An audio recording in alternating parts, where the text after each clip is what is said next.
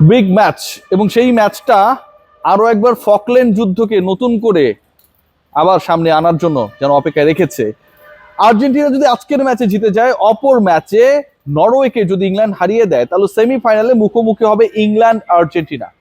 86-তে সেই বিতর্কিত আলোচিত ম্যাচ, হ্যান্ড অফ গড, যেই ম্যাচে আবার একইভাবে শতাব্দীর শ্রেষ্ঠতম গোলটাও করেছিলেন আর্জেন্টাইন ঈশ্বর ডিয়াগো ম্যারাডোনা। সেই নতুন করে ইতিহাস লেখার জন্য 2026 যেন প্রস্তুত হচ্ছে। সুইজারল্যান্ডের বিপক্ষে তার আগে আর্জেন্টিনাকে জিততে হবে। তার আগে অ্যারহার্ট স্টেডিয়ামে আর্জেন্টিনাকে তাদের সেই পারফরমেন্সটাকে নতুন করে প্রদর্শন করতে হবে, যেটা তারা এবারের বিশ্বকাপের ওপেনিং ম্যাচে দেখিয়েছিল। কি করেছিল একটু যদি ফ্ল্যাশব্যাক করেন, এবারের আর্জেন্টিনার প্রথম ম্যাচ ছিল আলজেরিয়ার এগেনস্টে।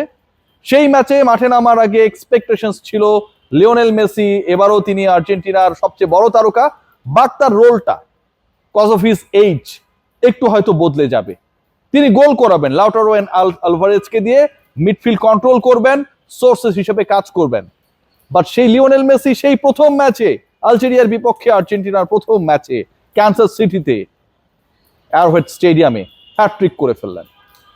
বিশ্বকাপে আর্জেন্টিনা সেই ম্যাচে নামার আগে আরো কয়েকটা ম্যাচ হয়ে গিয়েছিল, সবলরা দুর্বলদের এগেনস্টে নেমেছিল, ধাক্কা খেয়েছিল, ড্র হয়েছিল, পয়েন্ট হারিয়েছিল, অনেক ঘটনা ঘটলেও কোনো হ্যাট্রিক হয় নাই।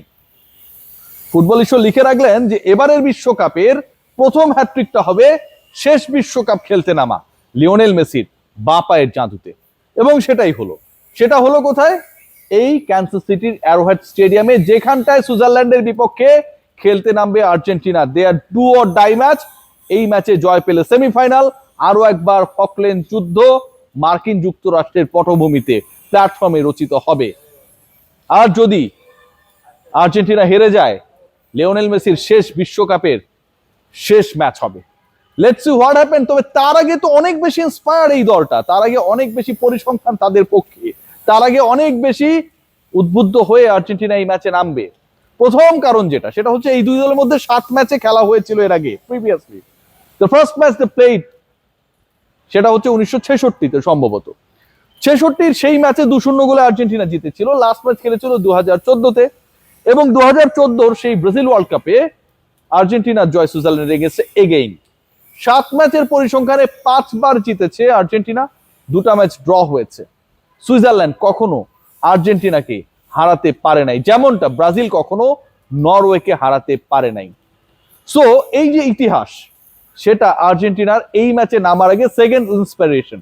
ফার্স্ট ইন্সপিরেশন কি, প্রথম অনুপ্রেরণা কি? প্রথম অনুপ্রেরণা হয়েছে আর্জেন্টিনা গ্রুপ পর্বে 3 ম্যাচ খেলেছে, তারপর রাউন্ড অফ 32 ম্যাচ খেলেছে, রাউন্ড অফ 16 ম্যাচ খেলেছে, টোটাল 5টা ম্যাচ খেলেছে। এই যে 5 ম্যাচ আর্জেন্টিনা খেলেছে, সেই 5 ম্যাচের মধ্যে সবচেয়ে নির্বিঘ্ন ম্যাচ খেলেছে কোনটা? সবচেয়ে আরামদায়ক ম্যাচ খেলেছে কোনটা? টেনশন ফ্রি ম্যাচ খেলেছে কোনটা? That was their very first match. এই একই পিচে, অ্যারোহেড স্টেডিয়ামের একই পিচে, যেটা তাদের সবচেয়ে বড় inspiration before this do or die match against Switzerland. অস্বস্তির জায়গাও আছে।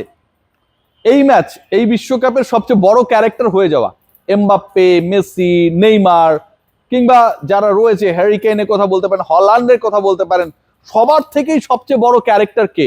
The one and only Gianni Infantino. FIFA বসের দেশের বিপক্ষে আর্জেন্টিনা খেলতে নামবে, বস কোন দিকে যাবে? আর্জেন্টিনা জিতলে বলা হবে যে শালা রাজাকার, নিজের দেশ ছেড়ে এবার সে আর্জেন্টিনার পক্ষে গেছে।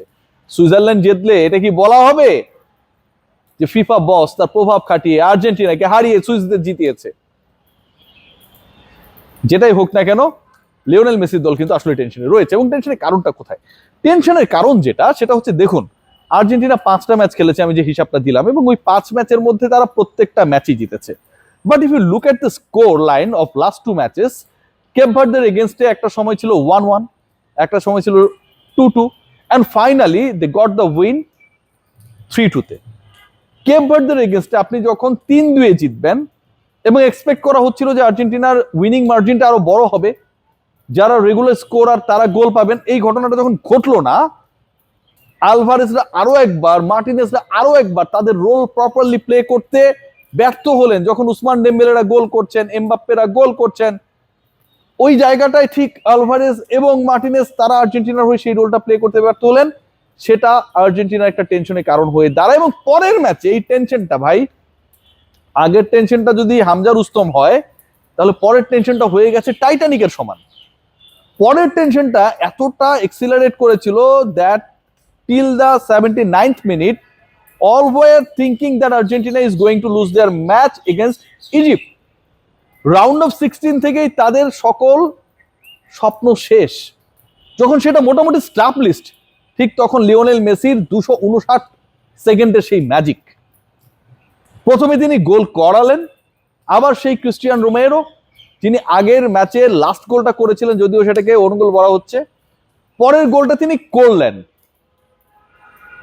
4 মিনিটের মধ্যে আর্জেন্টিনা 4 মিনিট 29 সেকেন্ডের মধ্যে 2-0 পিছিয়ে থেকে 2-2 হয়ে গেল। ফাইনালি আরো এক গোল হলো, Argentina goat the win. But যেভাবে আর্জেন্টিনা এই লাস্ট দুইটা ম্যাচ খেললেন এবং যেভাবে তাদের গোল করার দায়িত্ব যাদের, তারা গোল করতে ব্যর্থ হচ্ছেন, গোল ঠেকানোর দায়িত্ব যার বা যাদের, তারা ঠেকাতে ব্যর্থ হচ্ছেন, সেটা তো সবচেয়ে বড় টেনশন।